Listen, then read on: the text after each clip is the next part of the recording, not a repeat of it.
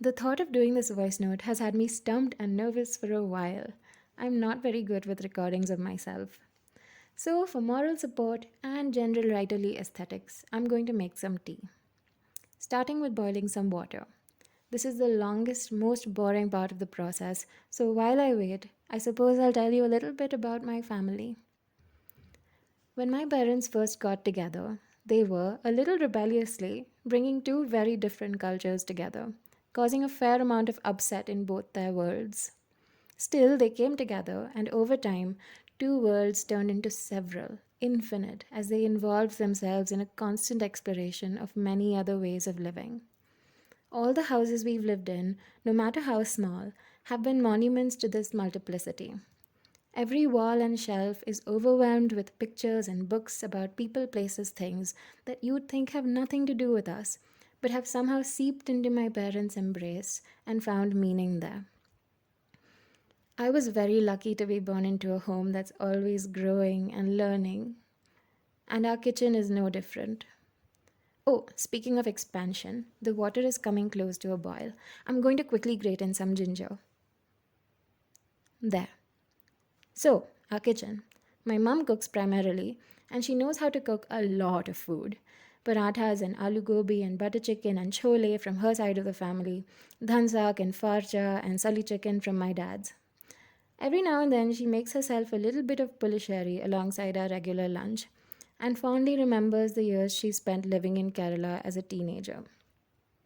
She makes it in a nondescript patila or a greasy old kadai we used to use for frying. She spoons a little bit out for each of us and eats most of it herself. The whole thing exudes a delightful smallness. A little piece of her she fits into vessels that remind her of older things in newer, larger times. Sometimes she also makes noodle dosa. She's been trying to get it to taste like the ones in Bombay roadside stalls for years now.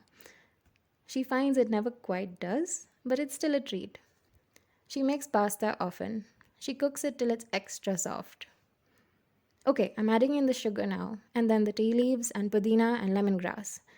I'm not a fan of lemongrass in tea, but my parents like it, especially my dad. He doesn't cook much. He cuts a lot of fruits and occasionally makes toast and tea and milkshakes with dried fruit. Once he learned a little about bread making from a colleague and thought about it for a long time after. I've said a lot about my family being open minded, which would seem to directly oppose my saying that I felt boxed into my house in my comic. But no one is open minded about everything. My mum never cooks red meats, for instance. She didn't eat any growing up and she thinks they're unhealthy. So, a few things did make me feel constrained at home when I was younger, especially how my relationship with Neil was received. I appreciated my parents being okay with me dating in the first place, and I also realized that a little friction between your parents and your partner is quite natural. But Neil wasn't embraced into the home like other things had been. And while my family did make an effort to accept the relationship, they didn't try very hard to get to know and trust my partner, which was naturally frustrating.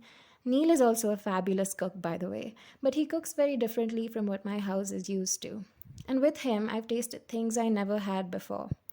Mutton nihari bheja fry, medium rare steaks with mashed potatoes, pork momos, lots of red meats. A small storm is brewing in my pot on the stove now. I'm adding the teensiest bit of milk to it. There. It's nice to watch how the milk spreads, rising slowly from the depths of the black tea, calming everything down. I wrote ginger because when I found a little piece of Neil in our kitchen, it felt like I could finally calm down. Making this comic has been an act of loosening up, of asking how to fit into this home that is free and constricted at the same time, and of finding that boxes aren't necessarily antithetical to exploration. My parents have always been good at embracing new things, but never so absolutely that they lose themselves in them.